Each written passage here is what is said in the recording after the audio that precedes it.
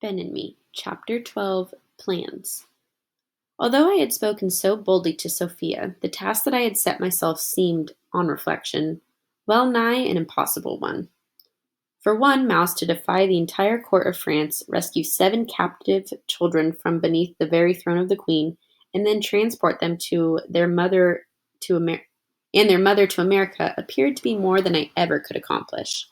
But events played into my hands. Suddenly we received the glad news of Lord Cornwallis's surrender.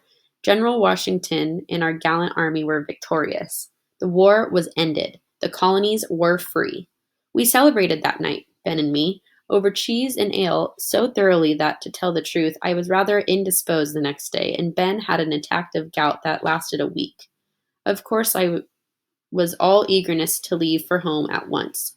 Our long residence among the French, whose foreign ways I did not detest, and the separation from my family had proved to be trying. I also thirsted to fulfill my pledge to Sophia, now that my duty to General Washington was done, but Ben showed no inclination to depart. He was having such a good time being admired, dining out and showing off at court, that I could not get him to even consider our return to America. Every time I brought up the subject, he put me off with one excuse or another, usually accompanied by a maxim. He was really very irritating. But when the King and Queen of France announced that a great ball would be given to his honor of the 4th of July, he became positively unbearable. He fluttered about from one tailor to another as excitedly as a young belle preparing for her trousseau. The house became infested with hairdressers and shirt makers. He even had his nails manicured. This was really alarming.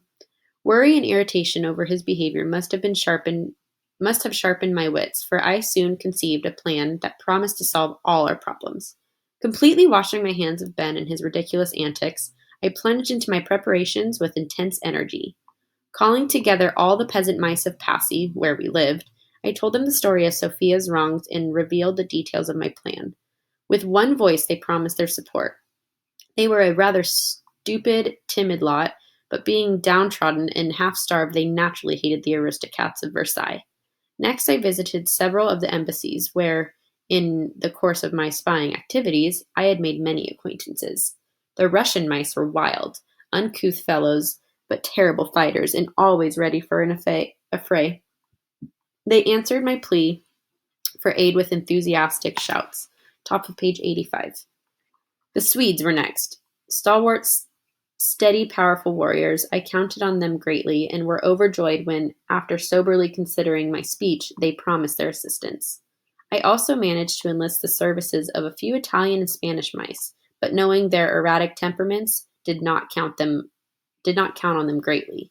I placed my main reliance on the Swedes and Russians.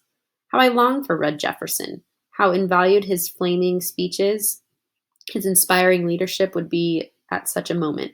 My joy knew no bounds when Ben announced at dinner that Mr. Thomas Jefferson was arriving in Paris that night. Surely Red would be with him. Mr. Jefferson is to be America's first ambassador to France, said Ben rather sadly, and I suppose I will no longer be necessary here. I have been telling you that for several months, I replied. Perhaps Mr. Jefferson can conceive you of it. Never mind, Ben. I went on, for he looked pretty hurt. Think of the 4th of July ball. You'll be the center of attention there, certainly. He cheered up and then resumed his foppish preparations, leaving me free to continue my own arrangements. Surely enough, Red arrived that night with Mr. Jefferson. Fiery and rebellious as ever, he fell in with my plans at once. He fairly boiled with rage when I recounted the tale of Sophia's wrongs on the hands of the palace crew. Patricians, he snorted, aristocrats, oppressors, despots, vultures, liberty and justice, Amos, tell me your plans. When do we strike? Together we went over every detail of my preparation. Red approved of all that I had done and had several excellent suggestions of his own.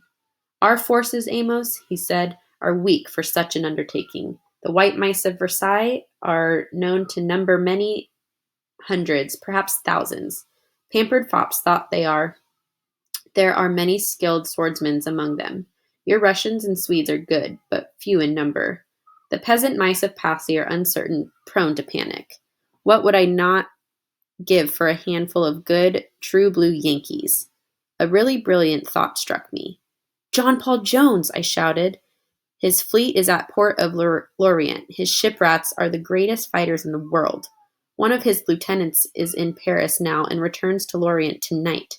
I shall send a plea for assistance in his cocked hat. They will not fail us. Splendid, Amos, exclaimed Red. Splendid. I also have a thought. The downtrodden slum mice of the sewer rats of Paris are ripe for revolution. Starved and oppressed, they have long chafed under the tyranny of these mincing patricians. Top of page 88. All that they lack is a leader. I will be that leader. Liberty forever. His red fur bristling with energy, he dashed off into the night, while I busied myself with the message to the shipwrights of John Paul Jones. Ben came in before I had finished and began to preen himself before the mirror. A delightful evening, Amos, delightful. You really should have been along. Charming people, witty conversation. By Dr. Franklin, I suppose, said I. My new waistcoat was greatly admired, he went on. Don't bother me, I snapped testily. I have no time for menacing popinjays. I'm busy. Busy? He asked. Why, Amos, this is the time of peace, the time to cultivate the finer things of life. The war is over. That's what you think, I said. Good night.